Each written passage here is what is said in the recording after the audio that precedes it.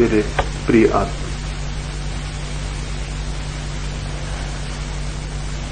जीवन के गणित के बहुत अद्भुत सूत्र हैं। पहली अत्यंत रहस्य की बात तो ये है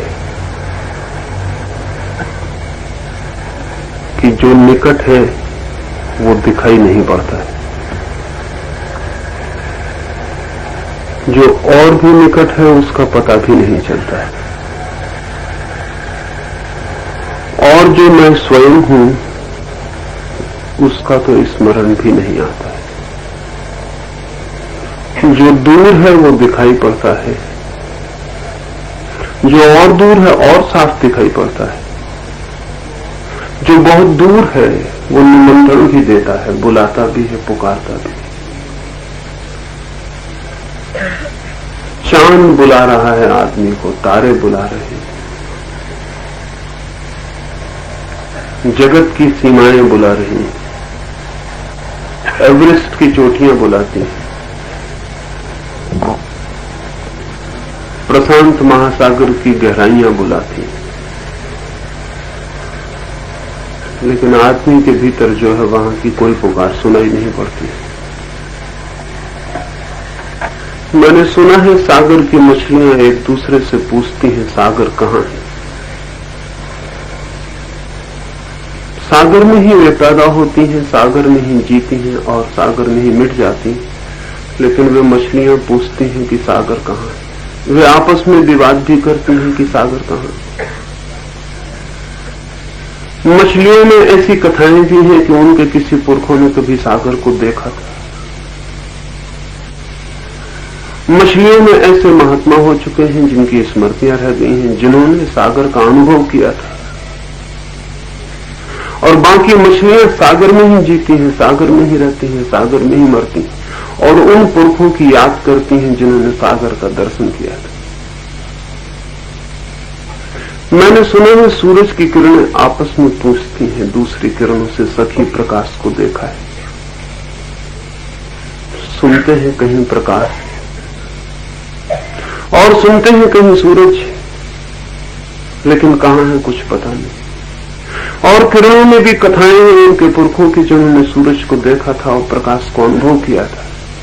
धन्य थे वे लोग, धन्य थी वे किरणें जिन्होंने प्रकाश को अनुभव किया, और अभागी हैं वे किरणें जो विचार कर रही हैं और दुखी हैं और पीड़ित हैं और परेशान हैं। मछलियों की बात समझ में आ जाती है कि बड़ी पागल है, और किरणों की बात भी समझ में आ जाती है कि बड़ी पागल है, लेकिन आदमी की बात आदमी को समझ में नहीं आती कि हम भी बड़े पागल हैं। ईश्वर में ही जीते हैं, ईश्वर में ही जन्म लेते हैं, ईश्वर में ही श्वास श्वास है, ईश्वर में ही मृत्यु है, ईश्वर में ही उठना है, उसमें ही विलीन हो जाना। और हम खोजते हैं और पूछते हैं ईश्वर कहां है, और हम उन पुरखों की याद करते हैं जिन्होंने ईश्वर का दर्शन किया, और हम उन लोगों की मूर्तियां बना के मंदिरों में स्थापित किए हैं जिन्होंने ईश्वर को जाना। फिर मछलियों पर हंसना ठीक नहीं, फिर मछलियों का व्यंग करना ठीक नहीं। फिर मछलियां भी ठीक ही पूछती हैं कि सागर कहां है। स्वाभाविक ही है मछलियों को सागर का पता न चलता हो, क्योंकि जिससे हम कभी बिछुड़ते ही नहीं उसका पता ही नहीं चलता है। अगर कोई आदमी जन्म से ही स्वस्थ हो मरने तक, तो उसे स्वास्थ्य का कभी भी पता नहीं चलेगा। स्वास्थ्य का पता चलने के लिए बड़ी दुर्भाग्य की बात है कि बीमार होना जरूरी। स्वास्थ्य से टूटे अलग हो जाए तो ही स्वास्थ्य का पता चलता है। और मैंने तो सुना है, और भगवान न करे कि वो बात आपके संबंध में भी सच हो, मैंने सुना है कि बहुत से लोग जब मरते हैं तभी उनको पता चलता है कि वे जीते थे, क्योंकि जब तक मरे नहीं तब तक जीवन का कैसे पता चल सकता है। जीवन के गणित का पहला रहस्यपूर्ण सूत्र यह है कि यहां जो सबसे ज्यादा निकट है वो दिखाई नहीं पड़ता, यहां जो उपलब्ध ही है उसका पता ही नहीं चलता। जो दूर है उसकी खोज चलती, जो नहीं मिला है उसके लिए हम तड़पते हैं और भागते हैं, दौड़ते हैं, और जो मिला ही हुआ है उसे भूल जाते हैं, क्योंकि उसे याद करने का मौका ही नहीं आता। परमात्मा का अर्थ, प्रभु का अर्थ है वो जिससे हम आते हैं और जिसमें हम चले जाते हैं। कोई नास्तिक भी ऐसे प्रभु को इंकार नहीं कर सकता, क्योंकि निश्चित ही हम कहीं से आते हैं और कहीं चले जाते हैं। सागर पर लहर उठती है और फिर वापस सागर में खो जाती है। तो लहर जहां से आती है और जहां खो जाती है वो भी तो होगा ही। और जब लहर नहीं थी तब भी था, और जब लहर थी तब भी था, और जब लहर नहीं रह जाएगी तब भी होगा। तभी तो लहर उससे उठ सकती है और उसी में खो सकती है। नास्तिक भी नहीं कह सकता कि हम कहीं से आते हैं और फिर कहीं खो जाते हैं। और भी एक बात ध्यान रखने लिखी है कि जहां से हम आते हैं वहीं हम खो जाते हैं, और कहीं खोएंगे भी कैसे? लहर सागर से उठेगी तो सागर में ही तो विलीन होगी, और तूफान और आंधियां हवाओं में उठेंगी तो हवाओं में ही तो बिखर जाएंगे। और वृक्ष मिट्टी से पैदा होंगे, फूल खिलेंगे, तो फिर बिखरेंगे कहां, खोएंगे कहां? वापस मिट्टी में गिरेंगे और सो जाएंगे। जीवन का दूसरा सूत्र आपको कहना चाहता हूं, जीवन के गणित का, वो ये है कि जहां से हम आते हैं वहीं हम वापस लौट जाते हैं। उसको क्या नाम दें जहां से हम आते हैं और जहां हम वापस लौट जाते हैं? कोई नाम काम चलाने के लिए दे देना जरूरी है। उसी को प्रभु कहूंगा, जहां से हम आते हैं और जहां हम लौट जाते हैं। इसलिए मेरे प्रभु से किसी का भी झगड़ा नहीं हो सकता इस जमीन पर, न कभी हुआ है, न हो सकता है, क्योंकि प्रभु से मैं इतना ही मतलब ले रहा हूं, द ओरिजिनल सोर्स, वो जो मूल आधार है। कहीं से तो हम आते ही होंगे, ये सवाल नहीं है कि कहां से, कहीं से हम आते ही होंगे और कहीं हम खो जाते होंगे। और जहां से आना होता है वहीं खोना होता है, क्योंकि जिससे हम उठते हैं उसी में बिखर सकते हैं, हम और कहीं बिखर नहीं सकते। असल में जीवन जिससे हमने पाया है उसी को लौटा देना पड़ता है।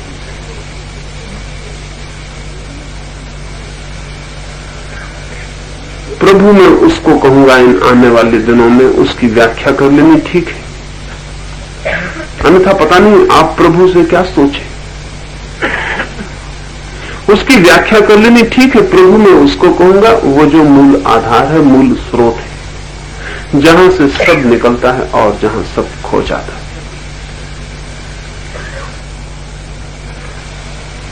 ऐसा प्रभु कहीं आकाश में बैठा हुआ नहीं हो सकता। ऐसे प्रभु की कोई सीमा नहीं हो सकती।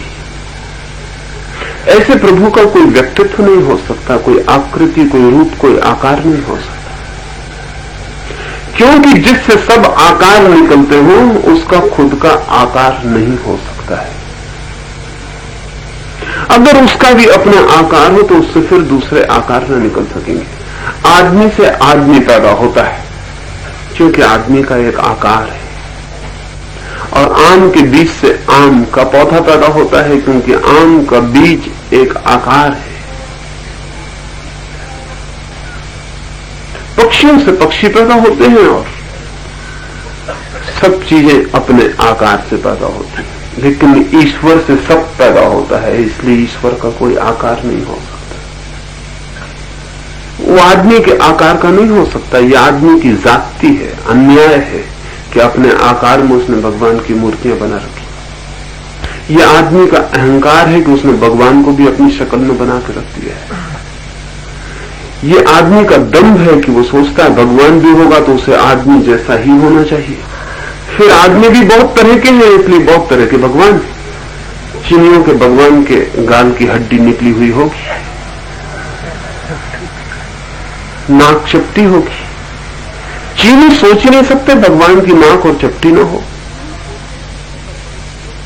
और निगरों के भगवान के ओंठ बड़े चौड़े होंगे, वो बाल घुंघराले होंगे और शक्ल काली होगी। निग्रो सोच ही नहीं सकता कि गोरा भी भगवान हो सकता है। गोरा और भगवान, गोरा शैतान हो सकता है, गोरा भगवान कैसे हो सकता है? बहुत तरह के लोग हैं, इसलिए बहुत तरह की शक्लों में भगवान का निर्माण कर लिया है। आदमियों को बनाए गए इस भगवान के संबंध में मैं कुछ भी नहीं कहूंगा। मैं तो उस भगवान के संबंध में कहूंगा जो किसी का बनाया हुआ नहीं, अनक्रिएटेड, जिससे सब बनते हैं और जिसमें सब बिगड़ जाते हैं, लेकिन जो न कभी बनता और न कभी मिटता है। आदमी अपनी शक्ल में भगवान को बना लेता है। अगर वृक्ष भगवान के संबंध में सोचते होंगे तो भूल के आदमी की शक्ल में न सोचते होंगे। आदमी तो उनको शैतान मालूम पड़ता होगा, न मालूम कब आके दरख्तों की शाखाएं काट लेता है और न मालूम कब फल पकने भी नहीं पाते और तोड़ लेता है। तो वृक्ष अगर सोचते होंगे तो आदमी की शक्ल में शैतान को सोचते होंगे। सारी जमीन से वृक्षों को काट डाला आदमी ने। वृक्ष कभी भी आदमी की शक्ल में भगवान को नहीं सोच सकते। और अगर वृक्षों के नीचे आदमी ने अपनी शक्ल के भगवान बिठा दिए होंगे तो वृक्ष बड़े नाराज होते होंगे कि शैतानों ने अपनी शक्ल भी यहां लगा रखी है। नहीं, वृक्ष के लिए संभव नहीं है कि वो आदमी की शक्ल में भगवान का विचार कर सके। सारी दुनिया में भगवान के लिए झगड़ा इसलिए है, हमने अपनी अपनी शक्लों मुंह से ढाल लिया है। इसलिए आदमी की शक्ल बदलती जाती है तो भगवान की शक्ल भी हमें बदलनी पड़ती है, रोज रोज उसमें बदलाहट करनी पड़ती है। अगर 5000 साल पहले के भगवान को देखें तो उसकी शक्ल और है, उसके ढंग रीत रिवाज और है। वो 5000 साल पहले के आदमी की शक्ल में बनाया गया है। वो 5000 साल पहले का भगवान ये कहता है कि अगर कोई एक आंख फोड़ेगा किसी की तो हम उसकी 2 आंख फोड़ देंगे। वो 5000 साल पहले का भगवान ये कहता है कि अगर किसी ने जरा सी गलती की तो हम नरक की अग्नि में सड़ाएंगे उसको, जलाएंगे उसको। उस दिन किसी ने शक भी नहीं किया कि ऐसा कैसा भगवान है जो इस तरह की बेहूदी बातें बोलता है। असल में आदमी खुद ऐसी बातें उस समय बोल रहा था, इसलिए उस पर शक नहीं हुआ उसे, उसने अपनी शक्ल में भगवान को बना लिया। फिर आदमी की समझ बढ़ी और ऐसे आदमी हुए जिन्होंने कहा, जीसस ने जैसे कहा कि अगर कोई तुम्हारे गाल पे चांटा मारे तो दूसरा गाल उसके सामने कर देना। जब अच्छे आदमी की ये सबूत बना, अच्छे आदमी के लिए ये प्रमाण और आदर्श बना कि कोई तुम्हारे गाल पे चांटा मारे तो दूसरा गाल उसके सामने कर देना, तो भगवान को बदलना पड़ेगा। क्योंकि अच्छा आदमी जब इतना अच्छा आदमी है कि एक चांटा मारने जाने पर दूसरा गाल कर देता है, तो उस भगवान के संबंध में हम क्या सोचें जो कहता है कि अगर एक आंख किसी ने किसी की फोड़ी तो उसकी 2 आंख फोड़ दी जाएंगी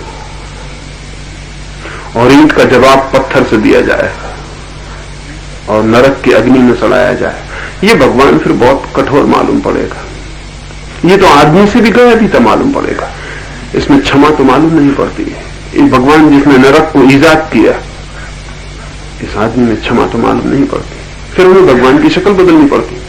इसलिए हर युग भगवान की शक्ल बदलता है। पुरानी शक्लें आउट ऑफ डेट हो जाती, पुरानी पड़ जाती है, फिर नई शक्ल बनानी पड़ती।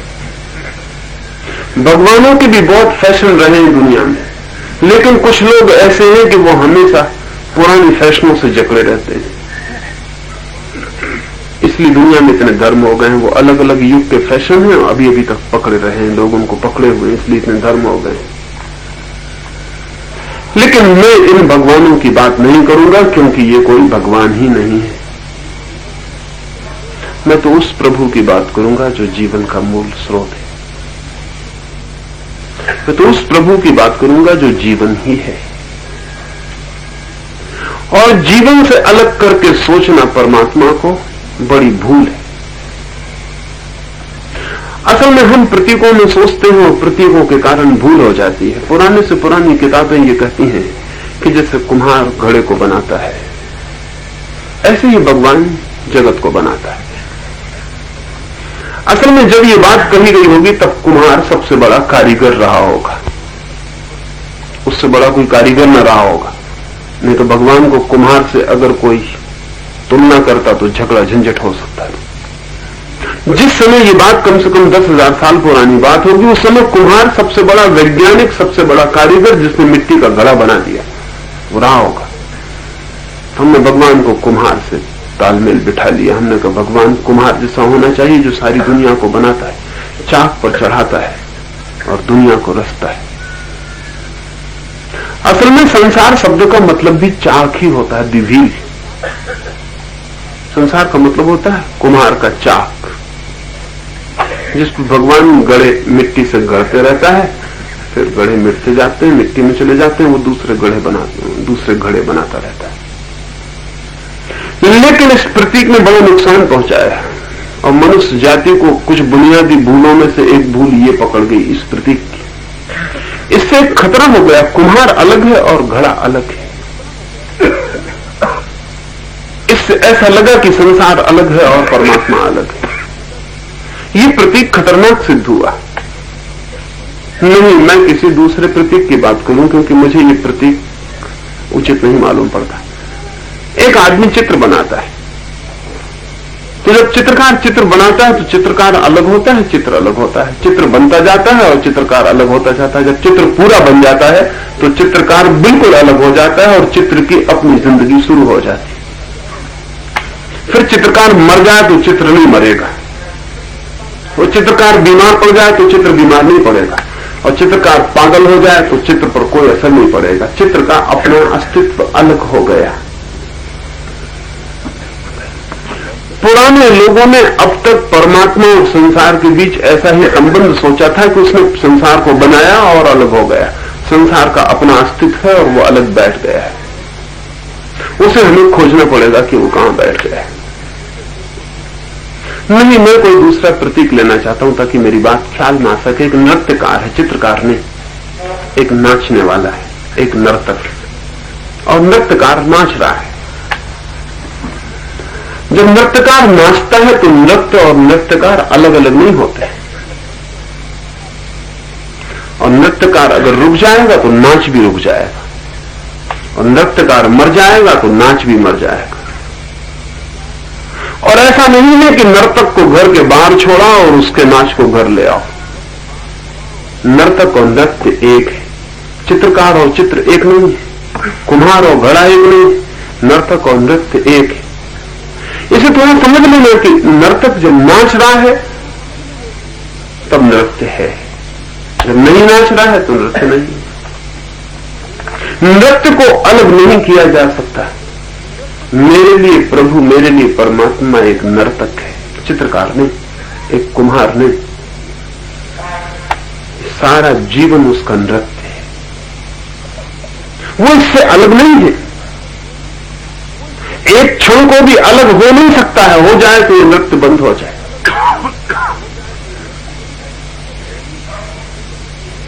इसलिए जब हमने पुराने प्रतीक के आधार पर परमात्मा को अलग कर लिया तो हमारी पूरी दिशा बदल गई उसकी खोज की, और उस खोज के बड़े घातक परिणाम हुए। क्योंकि एक तो वो अलग था नहीं और हमने उसे अलग मान के अलग खोजना शुरू कर दिया, इसलिए उसका मिलना मुश्किल हो गया। वो कभी भी नहीं मिलेगा।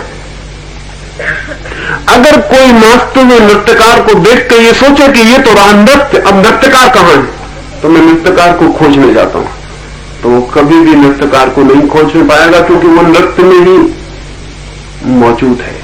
वो नृत्य की जो लयबद्धता है उसमें ही मौजूद है। वो जो नृत्य की गति है वो उसी में मौजूद है। हो सकता है हमें घुंघरू की आवाज सुनाई पड़ती है, हाथ पैरों की गति दिखाई पड़ती है, और नृत्यकार दिखाई भी नहीं पड़ता क्योंकि नृत्य बहुत तेज है। लेकिन हम कहते हैं कि ये तो नृत्य रहा, नृत्यकार कहां है, तो हम नृत्यकार को खोजने निकल जाएं, फिर हम कभी नृत्यकार को न खोज पाएंगे, क्योंकि वो वहीं था, नृत्य में, नाच में। आदमी ने जो प्रतीक चुन लिया एक बार की परमात्मा अलग और संसार अलग, उससे सब गड़बड़ हो गई। जो खोजने गए वो खोज ना पाए, क्योंकि वो खोजते कैसे। जो उसे खोजने गए उन्होंने संसार की तरफ पीठ कर ली, फिर खोजने गए, क्योंकि उनका संसार तो अलग है भगवान से। हम तो भगवान को खोजना चाहते हैं, तो उन्होंने फूलों पर आंख बंद कर ली, उन्होंने तितलियों पर आंख बंद कर ली, उन्होंने पक्षियों के गीतों को कान बंद कर लिए, उन्होंने वृक्षों को देखना बंद कर दिया, उन्होंने हवाओं से दोस्ती छोड़ दी, उन्होंने पृथ्वी से संबंध तोड़ लिया, उन्होंने मनुष्यों की तरफ पीठ फेर ली, उन्होंने सब तरफ से अपने को बंद कर लिया। उन्होंने कहा ये तो संसार है, हम तो भगवान को खोजने जाते हैं।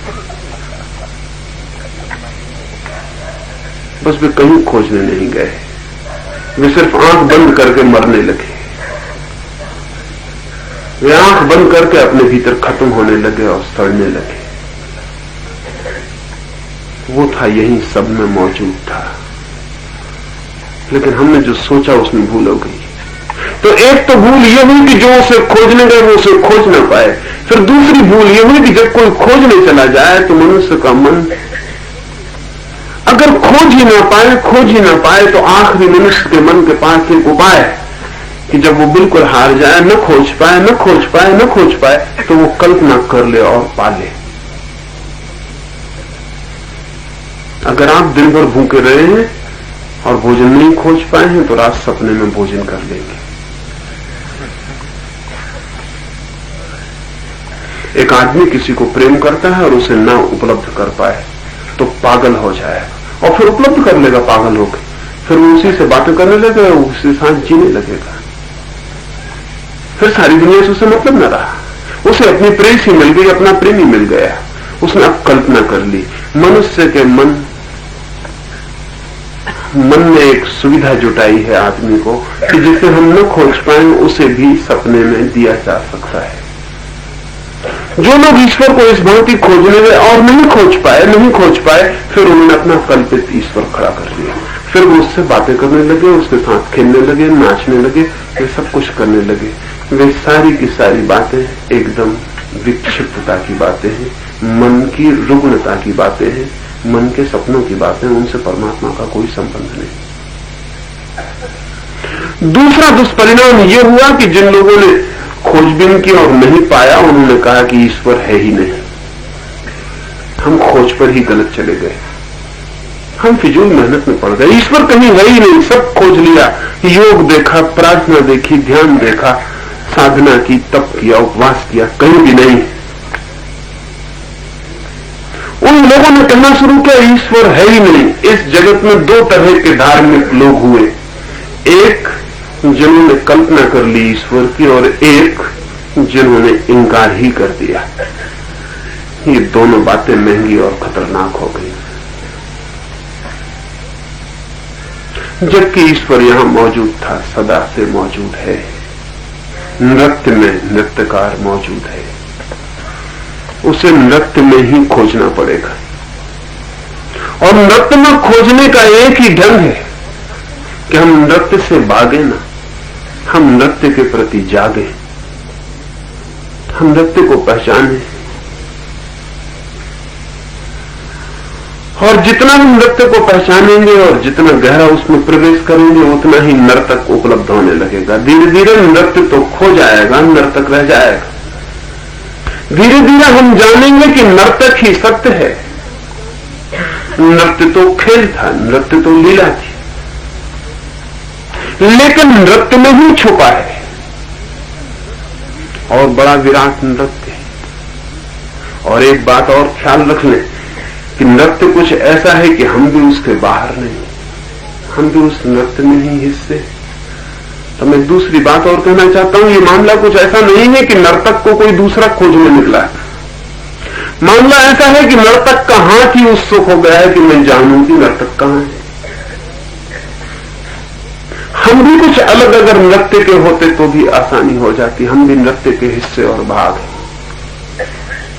जैसे कि नाचने वाले का हाथ ही पूछने लगे कि नर्तक कहां है, जैसे नाचने वाले का हाथ ही खोजने लगे कि नर्तक कहां है, जैसे नाचने वाले की आंखें ही पूछने लगे नर्तक कहां खो गया, नृत्य तो दिखाई पड़ रहा है, नर्तक कहां है। हम उसकी ही हाथ और उसकी ही आंखें, हम कुछ चाहे तो भी उससे अलग नहीं हो सकते। असल में जिससे हम चाह के भी अलग नहीं हो सकते वही परमात्मा है। लोग मुझसे कहते हैं परमात्मा को कहां खोजे, मैं उनसे कहता हूं कि पहले मुझे ये बताओ तुमने उसे खोया कब और कहां। क्योंकि खोजा उसे जा सकता है जिसे खो दिया हो।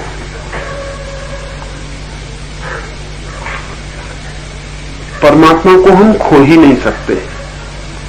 उपाय नहीं खोने का, मार्ग नहीं खोने का, हम कैसे खोएंगे उसे? ज्यादा से ज्यादा हम भूल सकते हैं, खो नहीं सकते। भूलना और खोने में बड़ा फर्क है। हम भूल सकते हैं, भूल तो हम अपने तक हो सकते, भूल ही गए। पिछले महायुद्ध में ऐसा हुआ कि एक आदमी युद्ध के मैदान पे था, चोट खा गया गोली की, बेहोश हो गया। जब होश आया तो वो अपने को भूल चुका था, उसे अपना नाम याद न रहा। लेकिन सैनिकों को नाम की कोई खास जरूरत भी नहीं होती, उसका नंबर से पता चल जाता। लेकिन युद्ध में कहीं उसका नंबर भी गिर गया। जब वो लाया गया स्टेशन पे तो उसका नंबर नहीं था। जब वो होश में आया, उससे पूछा तेरा नाम क्या है? उसने कहा कि यही मैं आपसे पूछना चाहता हूं, मेरा नाम क्या है? मैं किसका बेटा हूं? मैं किसका पति हूं? मैं किसका पिता हूं? मैं हूं कौन?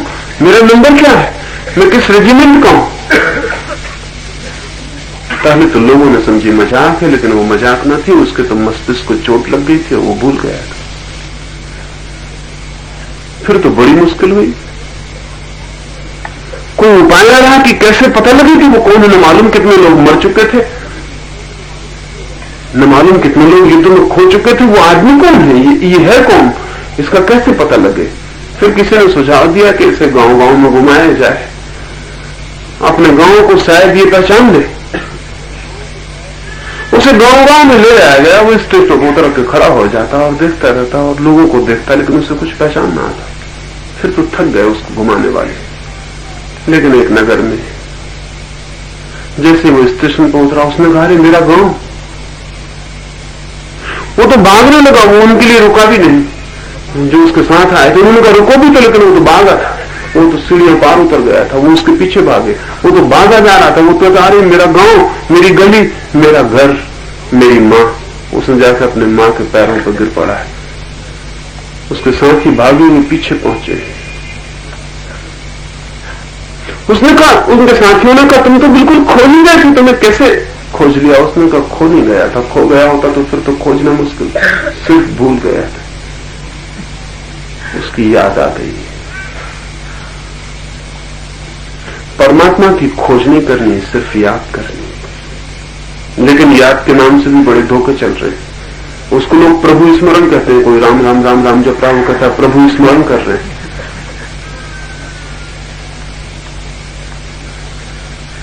कोई कुछ और कर रहा है, कोई कुछ और कर रहा है, वो कहता हम स्मरण कर रहे हैं। स्मरण शब्द बहुत कीमती है। ऐसे तोतों की तरह नाम जपने से कोई स्मरण नहीं होता। स्मरण का मतलब रिमेम्बरिंग। स्मरण का अर्थ है स्मृति, उसकी याद आ जानी। लेकिन राम राम जपने से उसकी याद कैसे आ जाएगी? और अगर आ गई है याद तो अब क्यों जपे चले जा रहे हैं? अगर राम कहने से याद आ सकती तो एक दफा कहने से आ जाती,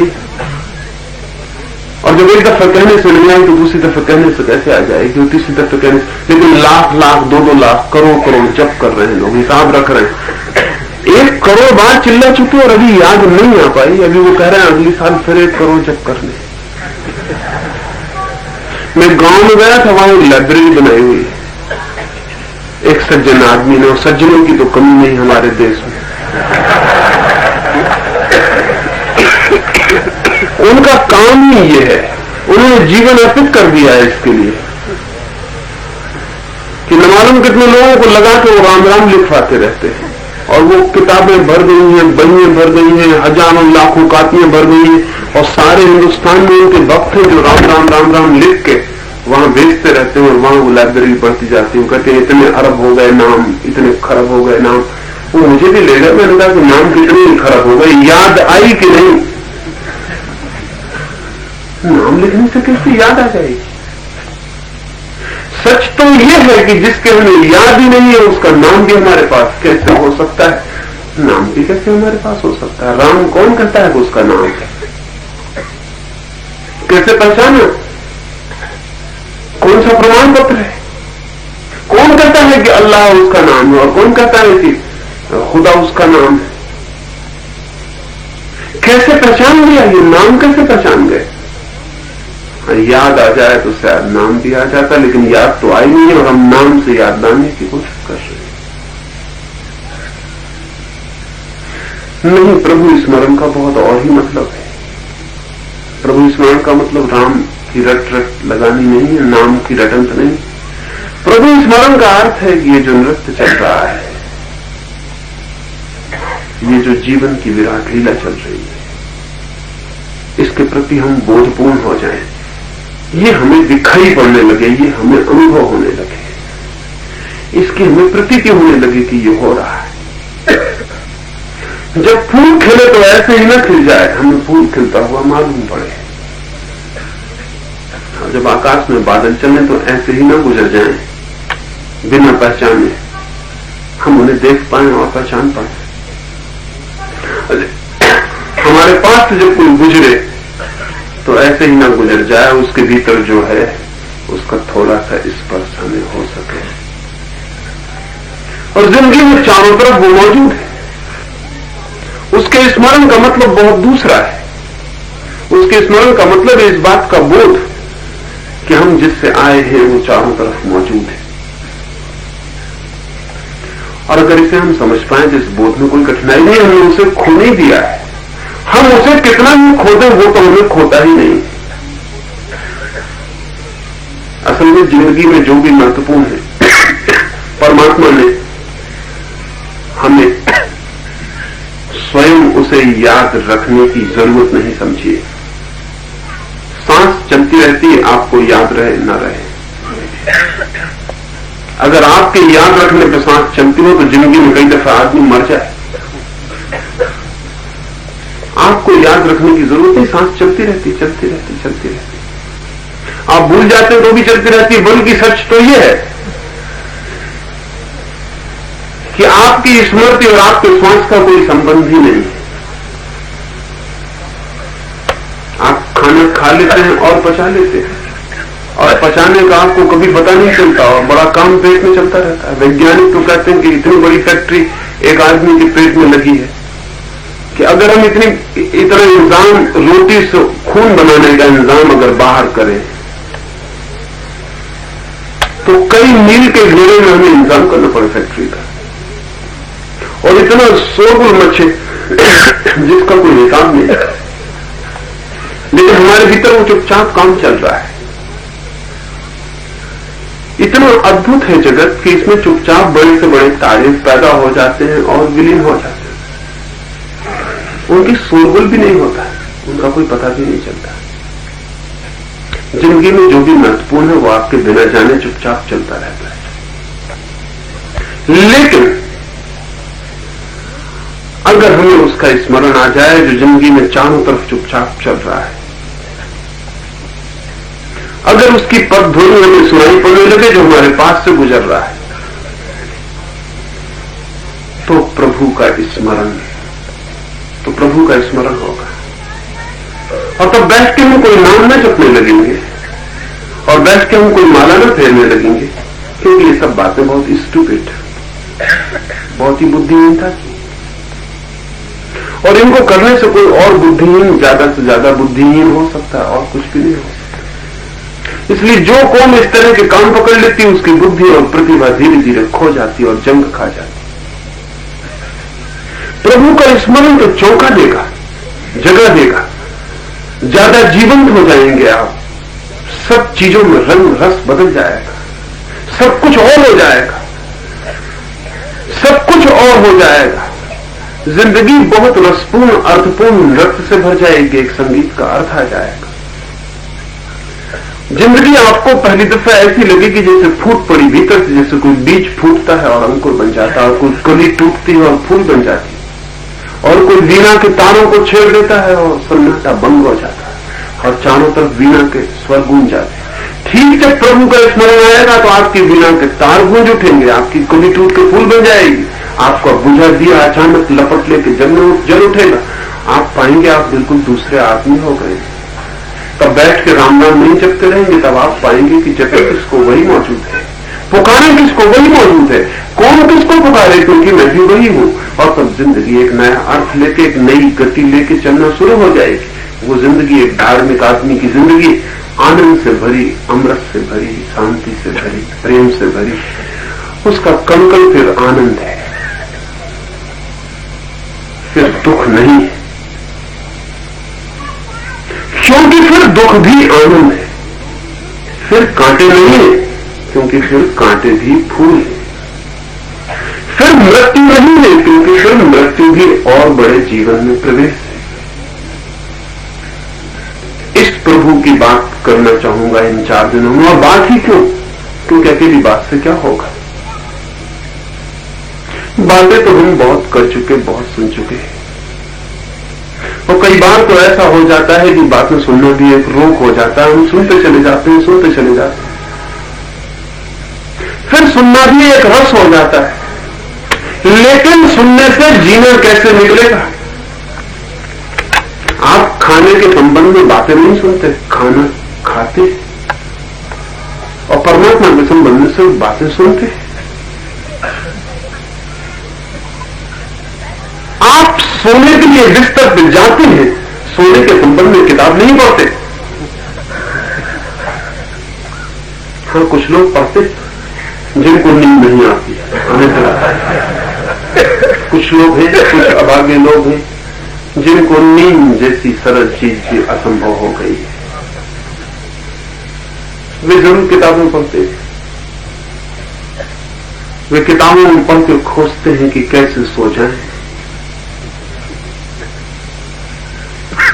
हमें हंसी आती है क्योंकि हम ऐसे ही सो जाते हैं, हम बिस्तर पर सिर रखते हैं और सो जाते हैं, हमें कुछ और नहीं करना पड़ता। लेकिन जब नहीं सो पाता है, उससे पूछिए कि हंसी इतनी आसान, बल्कि उसे हैरानी होती है कि लोग कहीं धोखा तो नहीं दे रहे हैं कि कहते हैं कि बिस्तर पर सिर रखते हैं और सो जाते हैं। मैंने तो बहुत दफे सिर रखा है, नींद का तो कोई पता नहीं चलता। 1000 उपाय करो, नींद नहीं आती। करवटें बदलो, भगवान को स्मरण करो, मालाएं फेरो, हाथ पैर धो, ये करो, वो करो, गर्म दूध पियो, गर्म पानी से स्नान करो, कुछ नहीं होता, नींद आती नहीं। सब उपाय करता हूं, नींद नहीं आती। और लोग कहते हैं कि हम बस तकिए पे सिर रखते हैं, सो जाते हैं। पता नहीं सारी दुनिया धोखा तो नहीं दे रही कि आंख बंद करके लोग पड़े हैं। जिसको नींद नहीं आती उसे शक आता है, लेकिन उस बेचारे को पता नहीं, उसे ये पता ही नहीं है कि नींद न तो किताबें पढ़ के लाई जा सकती, क्योंकि सब किताबें पढ़ने से नींद में बाधा पड़ सकती है, और न नींद किसी उपाय से लाई जा सकती, क्योंकि कोई भी उपाय श्रम है और श्रम नींद में बाधा है। न माला फेरने से नहीं लाई जा सकती, क्योंकि माला फेरना भी जागने का काम है, और जो भी जागने का काम है उससे नींद में बाधा पड़ेगी। और राम राम जपने से भी नींद नहीं आ सकती, क्योंकि जपने से और नींद टूट सकती है। नींद आएगी कैसे? कोई उपाय नींद नहीं ला सकता। लेकिन आदमी कहेगा फिर भी मैं सोना चाहता हूं। लेकिन हम परमात्मा के संबंध में किताबें पढ़ते हैं, उपाय करते हैं, लेकिन परमात्मा में जीना चाहते हैं, तब फिर कुछ और भी करना पड़ेगा। अकेली बात काफी नहीं है। बात कुछ खबर ला सकती है, बात कुछ प्यास जगा सकती है, बात कहीं आप झपकी ले रहे हो तो चौंका सकती है, लेकिन चलना पड़ेगा, यात्रा करनी पड़ेगी, कुछ करना पड़ेगा। और कितना आश्चर्यजनक है, उसे पाने के लिए कुछ करना पड़ेगा जिसे हमने कभी खोया ही नहीं। लेकिन मैंने कहा कि जीवन के गणित का ये सूत्र है कि जो निकट है वो भूल जाता है, और परमात्मा हमारे निकटतम है, इसलिए बिल्कुल भूल गया। ये बिल्कुल स्वाभाविक है, तर्कयुक्त है। अगर मैं आपसे कहूं कि जरा आंख बंद करके अपनी मां की तस्वीर याद करिए, तो आप सदा सोचते रहेंगे कि मां की तस्वीर मुझे बड़ी भांति याद है। लेकिन आंख बंद करके जब मां की तस्वीर को ख्याल करने बैठेंगे तो रेखाएं बिखर जाएंगी, चेहरा बनाना मुश्किल हो जाए। मां को जिसको पहले दिन से देखा, जिसकी तस्वीर सबसे ज्यादा निकट थी, वो भी बिखर जाएगी और खो जाएगी। कोई अभिनेत्री की तस्वीर याद भी आ सकती है, साफ साफ दिखाई पड़ सकती है, लेकिन मां की तस्वीर बिखर जाएगी। असल में हम इतने निकट रहे हैं कि फिल्म में मां को देखने की जरूरत भी नहीं समझी। हम उसके इतने हिस्से थे कि हमने कभी उसे गौर से देखा भी नहीं। कभी आपने अपनी मां को गौर से देखा है? नहीं, हम जो निकट है उसे गौर से देखते ही नहीं। और परमात्मा तो हमारा निकटतम भी शब्द ठीक नहीं है, हम वही हैं, उसके साथ एक ही है, इसलिए निकटतम कहना भी ठीक नहीं है, वही हम हैं। तो उसे तो हम बिल्कुल ही भूले हुए हैं, उसका तो हमें कुछ पता ही नहीं। इसका पता लगाने हम कहां जाएं? हिमालय पर, काशी, मक्का, मदीना, कहां जाएं? और अगर परमात्मा यह नहीं मिलता जूनागढ़ में, तो हिमालय पर कैसे मिल जाए? नहीं खोजने वाला, जूनागढ़ से हिमालय चला जाऊंगा मैं भी, जो यहां हूं वहां होऊंगा, जगह बदल जाएगी, झाड़ बदल जाएंगे, हवाएं बदल जाएंगी, सूरज की रोशनी कम ज्यादा पड़ेगी, ठंडक होगी, गर्मी होगी, कुछ फर्क होंगे, झरने होंगे, लेकिन मैं तो वही होऊंगा जो यहां हूं। और अगर मुझे यहां नहीं खोज में आता, वो तो वहां कैसे आ जाएगा? अगर मुझे उसका स्मरण यहां नहीं आता, तो वहां कैसे आ जाएगा? रविन्द्रनाथ ने एक बहुत अद्भुत गीत लिखा है, और गीत में वहां व्यंग करवाया है बुद्ध की पत्नी यशोधरा से। बुद्ध लौट आए हैं वापस 12 वर्षों की खोज करने के बाद, घर आए हैं। तो रविन्द्रनाथ ने अपने गीत में बुद्ध की पत्नी से कहलवाया है कि मुझे और कुछ भी नहीं पूछना, मुझे सिर्फ एक ही बात पूछनी है कि जो तुम्हें वहां जंगल में जाके मिला, वो क्या यहां मौजूद नहीं था? इतना ही मुझे बता दो, बाकी मुझे कुछ भी नहीं पूछना है। कि वो जो तुम्हें 12 वर्ष जंगलों में खोज के मिला, वो इस घर में क्या मौजूद नहीं था? और बुद्ध चुप रह गए। जवाब देना मुश्किल, बुद्ध को भी जवाब देना मुश्किल है, क्योंकि बात तो यही सच है कि जिसे वे खोज के आए हैं वो यहां भी था, और जिस खोजने के ढंग से उन्होंने वहां खोजा है, उसी खोजने के ढंग से वो यहां भी खोजा जा सकता था। सवाल खोजने वाले ढंग और खोजने वाले आदमी का है, खोजने वाली जगह का नहीं। लेकिन हजारों साल से हम ऐसा सोच रहे हैं कि वो कहीं और जाके खोजना पड़ेगा। और ये क्यों सोच रहे हैं? हम इसलिए सोच रहे हैं कि हम सदा से ऐसा मान के बैठे हैं कि जिंदगी से कहीं दूर, जीवन से कहीं और, जीवन से भिन्न।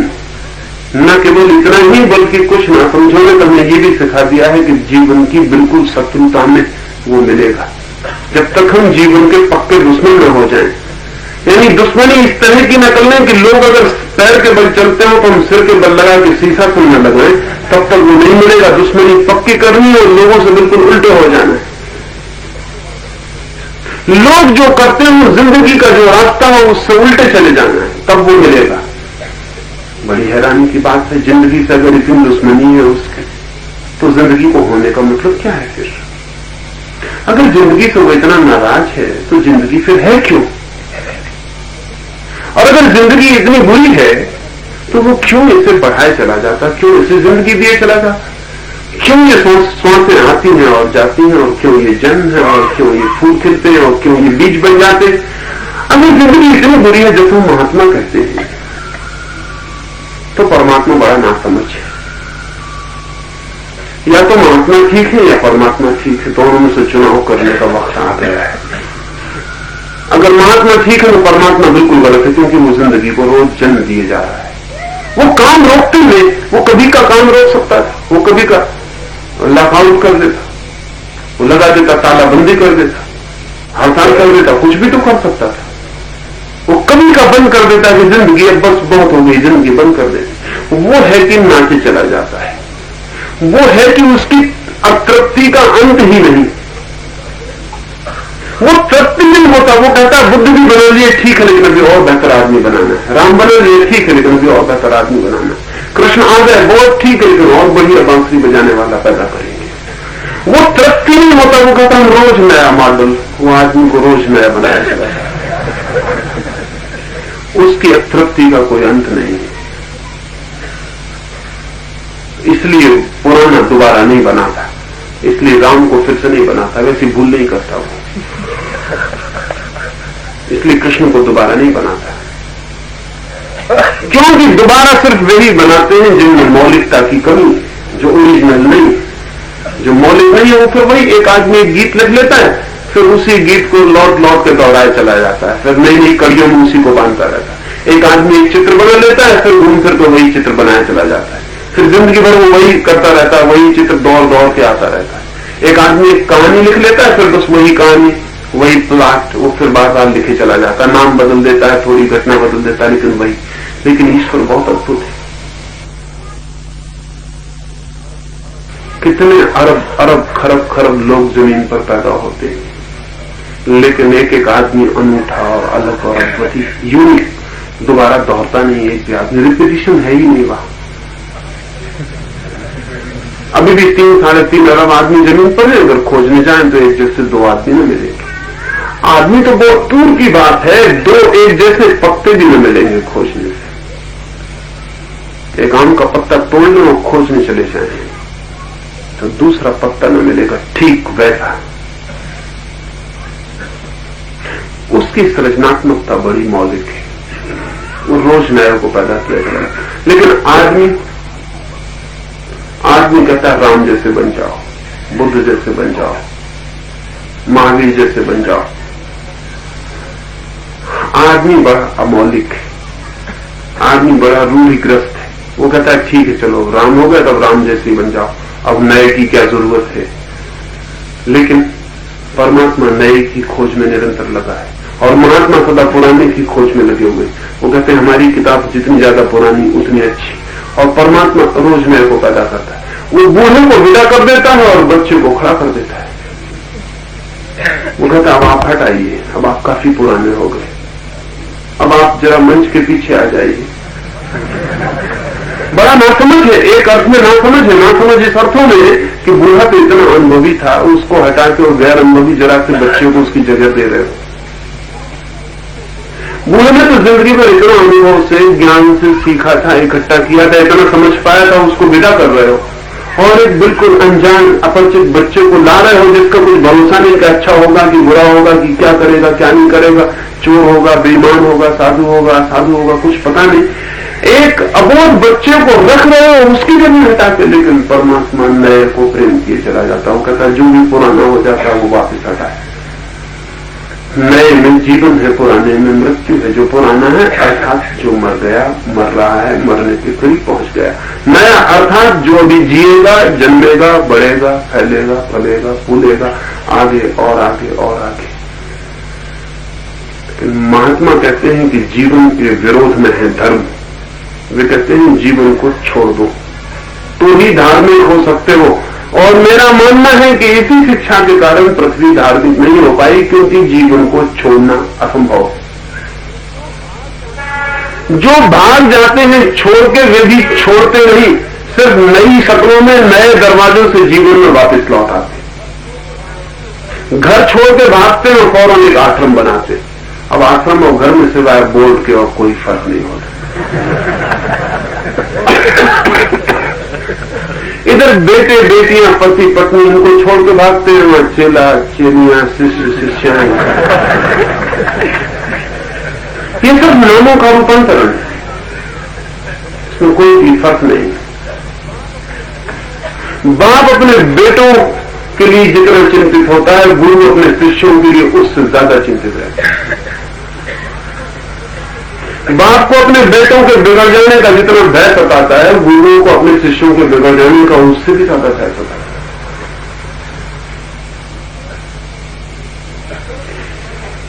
एक तरफ से दरवाजा जीवन का बंद करते हैं, जीवन का झरना दूसरी तरफ से टूट के बहना शुरू हो जाता है।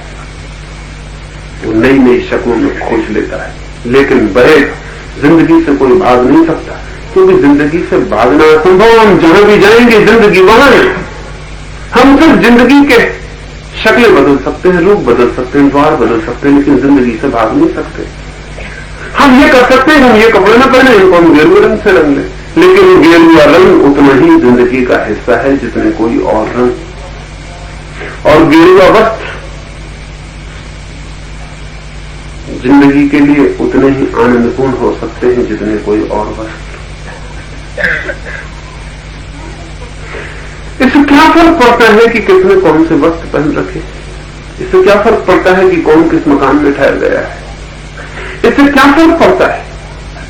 इससे सिर्फ एक ही फर्क पड़ता है कि पाखंड, हिपोक्रेसी पैदा होती, और कोई फर्क नहीं पड़ता है। इसलिए अगर हम जिंदगी को सीधे सीधे स्वीकार कर ले तो हमें पाखंड और बेईमानियां न खोजना पड़े। अब अभी एक सन्यासी मेरे पास मिलने आए थे, साथ में एक आदमी को लाए थे। मैंने उनसे कहा कि कल सुबह आप आ जाएं, अभी तो मुझे वक्त नहीं, कुछ और लोगों को समय दिया, आप कल सुबह आ जाओ। उनका बड़ा मुश्किल होगा क्योंकि मैं पैसे पास में नहीं रखता। तो ये भाई पैसा रखते हैं, वो साथ चलते हैं, वो भाई पैसा रखते हैं, और इनकी सुविधा से मुझे आना जाना पड़ता है क्योंकि टैक्सी का पैसा भी चुकाना है और पैसा मैं रखता नहीं। तो अगर इनको सुबह समय हो तो फिर मैं आ सकता हूं।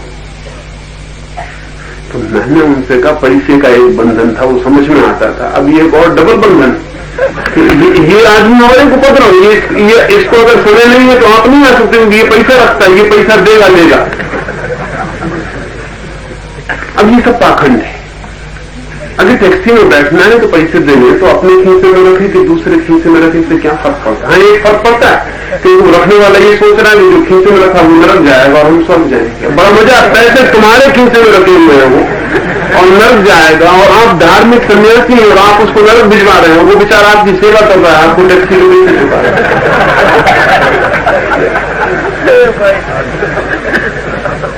जिंदगी से भागने का परिणाम हुआ है पाखंड। सीधा नंगा पाखंड खड़ा हो गया सब तरफ, क्योंकि हम जिंदगी से भागेंगे कैसे? जिंदगी चारों तरफ है, जहां भी हम जाएंगे वहीं है। जिंदगी को जीना पड़ेगा। तो अगर कमाएंगे नहीं तो भीख मांगनी पड़ेगी। भीख मांगने का मतलब हमारे लिए कोई और कमाएगा। और क्या मतलब होता है भीख मांगने का? लेकिन मजा यह है कि हम कमाने को पाप समझते हैं, कोई दूसरा कमाता है उससे लेने को पाप नहीं समझते। तो ये तो सिर्फ लीगल कानूनी तरकीब होगी, इससे कुछ हल होने वाला है? ये सिर्फ कानूनी तरकीब होगी। गांधी जी पढ़ने लंदन गए तो उनके समाज के लोगों ने कहा कि उनको हम जाने न देंगे क्योंकि वो जाति के बाहर कर दिए जाएंगे। और उनके समाज के लोगों ने फैसला किया कि जो उनको सहायता करेगा, पैसे देगा, उसको भी हम जाति के बाहर कर देंगे। उनके चचेरे भाई सब पैसा लेके बंबई गांधी को पहुंचाने गए थे। उनके चचेरे भाई ने कहा, अगर मैं तुमको पैसा दूंगा तो मैं तब जाति के बाहर हो जाऊंगा, तो मैं तो पैसा नहीं दे सकता। अब बड़ी मुश्किल हो गई, वक्त आ गया जाने का, समय आ गया, और वो भाई ही पैसा देने से इनकार करता। वो कहता मैं पैसा दूंगा तो मैं भी जाति से बंद हो जाऊंगा। तब एक कानूनी तरकीब, लीगल तरकीब निकाली गई। गांधी जी ने किसी और आदमी से जो जाति के बाहर, उनकी जाति का नहीं, उससे रुपए ले लिए। उनके भाई ने उसको रुपए चुका दिए।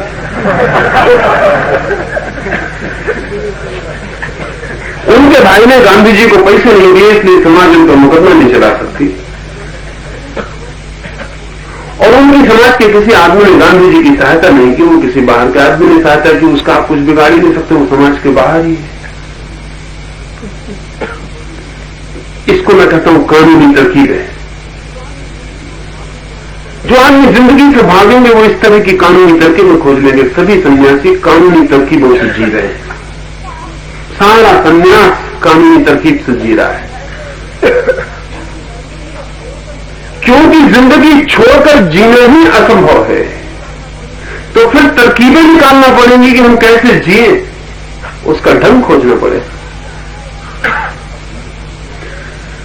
जिंदगी से कोई भाग नहीं सकता है, और जिंदगी से भागना उचित भी नहीं है, क्योंकि भाग के जाइएगा कहां? आप भी तो जिंदगी है, मैं भी तो जिंदगी हूं, सबसे भाग जाऊंगा, अपने से कहां भागूंगा?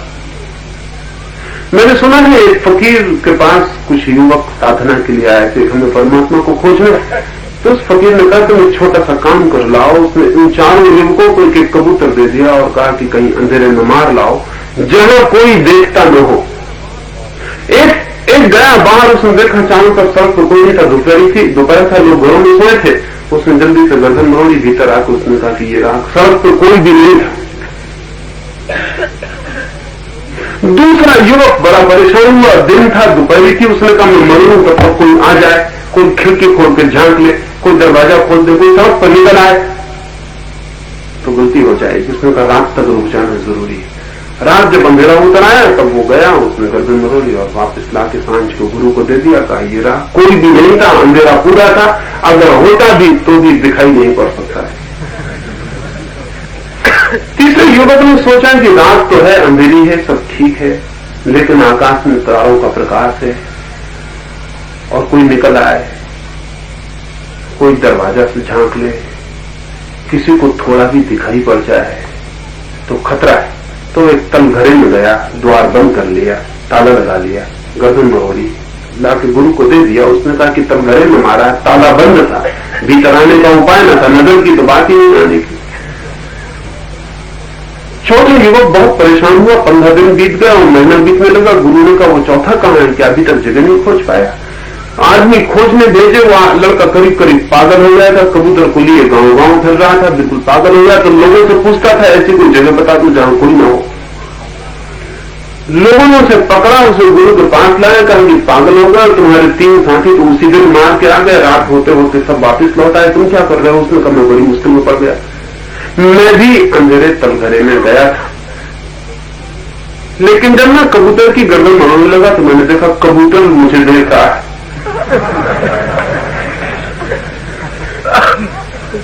तो मैंने कबूतर की आंखों में पट्टी बांध दी और मैं अंधेरी गुफा में गया कि पट्टी में से भी किसी तरह दिखाई न पड़ जाए। लेकिन जब मैं गर्दन मरोड़ने को था तो मैंने देखा कि मैं तो देख ही रहा हूं। तो मैंने अपनी आंखों पे भी पट्टी बांध ली और पट्टियों को पट्टी बांध ली ताकि आंख कहीं से झांक के देख ना ले, क्योंकि आदमी की आंख का कोई भरोसा नहीं, कितनी पट्टियां बनी और थोड़ी तो झांक के देख ही सकती है, और जहां मनाही हो वहां तो झांक के देख ही सकती है। उसने कहा मैंने काफी पट्टियां बांध ली, सब तरह से पट्टियां बांध ली, कबूतर की आंख को पट्टियां बांध दी, बस गर्दन दबाने को था कि मुझे ये ख्याल आया अगर परमात्मा कहीं है तो उसे दिखाई तो पड़ ही रहा हो, और उसी की खोज में मैं निकला। तब से मैं पागल हुआ जा रहा हूं, मुझे वो जगह नहीं मिल रही जहां परमात्मा ना हो। ये कबूतर संभालिए आप, ये काम नहीं होने का। उसके गुरु ने कहा कि बाकी 3 फौरन विदा हो जाओ, तुम्हारी यहां कोई जरूरत नहीं, इस चौथे आदमी की यात्रा हो सकती है। इसे जीवन के चारों तरफ छिपे हुए का थोड़ा सा बोध हुआ है, इसने गहरे से गहरे खोज करने की कोशिश की, इसे कुछ बोध हुआ है कि कोई मौजूद है चारों तरफ। ये चारों तरफ जो मौजूदगी है, जो प्रेजेंस है, उसका अनुभव स्मरण है। इसका स्मरण कैसे जगे? जिसे हम भूल गए हैं और खोया नहीं, उसे हम फिर कैसे स्मरण कर लें? तो इन 4 दिनों में आपसे मैं बात ही नहीं करना चाहता। सच तो यह है कि बात मैं सिर्फ मजबूरी में करता हूं, बात करने में मुझे बहुत रस नहीं। बात सिर्फ इसलिए करता हूं कि कुछ और करने को भी आपको राजी कर सकूं। हो सकता है बात से आप राजी हो जाएं, कुछ और किया जा सके जिसका बात से कोई संबंध नहीं। तो सांझ बात करूंगा, और जिनको लगे कि हां कहीं और यात्रा करनी है, उनके लिए सुबह बात नहीं, सुबह ध्यान का प्रयोग करेंगे और उस द्वार में प्रवेश की कोशिश करेंगे जहां से उस प्रभु का पता चलता है जो कि जीवन है। उसका पता चल सकता है, कठिन नहीं क्योंकि वो बहुत निकट है, कठिन नहीं क्योंकि वो दूर नहीं, और कठिन नहीं क्योंकि हमने उसे सच में खोया नहीं, और कठिन नहीं क्योंकि हम चाहे उसे कितने ही भूल गए हों, वो हमें किसी भी हालत में और कभी भी नहीं भूल पाता है। बच्चे बड़े हो जाते हैं और मां को भूल जाते हैं, स्वाभाविक है भूल जाए। जिंदगी बच्चे मां को याद रखें या जिंदगी में निकले और कुछ और खोजें, बच्चे मां को भूल जाते हैं। स्वाभाविक है क्योंकि बच्चे भागेंगे जिंदगी की तरफ, वो मां को भूल जाएंगे, लेकिन मां बच्चे कितना ही भूल जाए वो नहीं भूल पाती। मैं एक छोटे से स्टेशन पर रुका हुआ था, गाड़ी चूक गया था और एक स्टेशन के प्लेटफॉर्म पर बैठा हुआ था। पास के गांव से एक बुरी औरत को कुछ लोग लाए स्टेशन पर। उसके सिर में पट्टियां बंधी थी, सिर पर किसी ने चोट की थी, संभवतः कुल्हाड़ी से सिर पर चोट मारी। कुछ औरतें रो रही थी, अभी औरत जिंदा थी, कुछ उसके रिश्तेदार साथी वो सब थे, सब उदास थे। मैंने उनसे पूछा कि क्या हुआ, तो वो औरत स्टेशन पर पड़ी थी, आधी बेहोश थी, कुछ कभी होश आता था कभी बेहोश थी। उसे किसी बड़े नगर ले जाते थे वो गाड़ी में बिठा के, किसी बड़े अस्पताल। पास की दूसरी औरत ने कहा कि मत पूछिए, एक ही बेटा है इसका और ऐसे बेटे तो पैदा होते से मर जाएं तो अच्छा, क्योंकि उस बेटे ने इसको ही कुल्हाड़ियां मार दी। लेकिन वो औरत एकदम से चौंक गई। जैसे उन पास की स्त्रियों ने कहा वो मरती नहीं औरत, जो शायद जिंदा नहीं रहेगी, घड़ी दो घड़ी बाद मर जाएगी, उसका बहुत खून बह गया और गाड़ी देर है और पता नहीं वो बड़े अस्पताल तक पहुंचेगी कि नहीं पहुंचेगी। वो मरती हुई बूढ़ी औरत एकदम चौंक गई। उसने आंख खोली, उसने कहा कि ऐसा मत कहो, आज मेरा बेटा है तो उसने मारा, अगर न होता तो मारने के लिए भी तरस जाते कि कोई मारे। मेरा बेटा है तो उसने मारा, लेकिन ये मत कहो कि ऐसा बेटा पैदा होते से मर जाता। अगर मेरा बेटा न होता तो कोई मारे, इसके लिए भी तरस जाते। वो एक मरती मां, उसके बेटे ने उसको कुल्हाड़ी मार दी है, मारने में कोई कमी नहीं छोड़ी है, लेकिन वो नहीं भूल पाती, वो नहीं भूल पाती। ईश्वर में कह रहा हूं उस चेतना के सागर को जहां से हम आते हैं और जहां हम चले जाते हैं। जब मां नहीं भूल पाती जिससे हमारा केवल शरीर आता है, सिर्फ शरीर आता है, ध्यान रहे, ज्यादा बहुत कुछ नहीं आता मां से, और शरीर भी बड़ी छोटी व्यवस्था में आता है। वो मां नहीं भूल पाती तो उससे शरीर आया हमारा, लेकिन जिससे हमारा सब कुछ आया है, सारा व्यक्तित्व, उसके भूलने का सवाल नहीं।